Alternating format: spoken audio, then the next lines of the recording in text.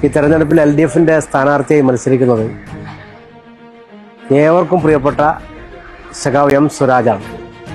M. സ്വരാജിനെ നിലമ്പൂരിൽ പരിചയപ്പെടുത്തേണ്ട കാര്യമില്ല. കാരണം അദ്ദേഹം ഈ നാട്ടുകാരനാണ്. അതുമാത്രമല്ല, ഏറ്റവും മികച്ച പ്രഭാഷകൻ, താത്വികമായ കാര്യങ്ങളിൽ കൃത്യവും വ്യക്തവുമായ അഭിപ്രായമുള്ള നിലപാടുകളുടെ രാജകുമാരൻ എന്ന ആളുകൾ പറയുന്നതിൽ ഒരു തെറ്റുമില്ല എന്നുള്ളത്. അദ്ദേഹത്തെ ഈ മണ്ഡലത്തിൽ സ്ഥാനാർത്ഥിയായി കിട്ടിയതിൽ ഞാനിപ്പോൾ ഈ 2 ദിവസമായി നിലമ്പൂരിൽ അത്യാവശ്യം ആളുകളൊക്കെ കാണുന്നുണ്ട്. അപ്പോൾ അവരിൽ നിന്നൊക്കെ ഉണ്ടായിട്ടുള്ള പ്രതികരണം എന്ന് പറയുന്നത് സ്വരാജിനെ സ്ഥാനാർത്ഥിയായി കിട്ടിയതിൽ ഏറെ ആഹ്ലാദിക്കുന്നവരാണ്, അഭിമാനിക്കുന്നവരാണ്. ഇവിടെ LDFന്റെ വികസന പ്രവർത്തനങ്ങൾക്ക് ഒരു വോട്ട്, അതാണ് ഏറ്റവും പ്രധാനപ്പെട്ട കാര്യം. ഈ വികസന പ്രവർത്തനങ്ങൾ തുടരുന്നതിന് വേണ്ടിയിട്ടാണ് ഇവിടെ വോട്ട് അഭ്യർത്ഥിക്കുന്നത്.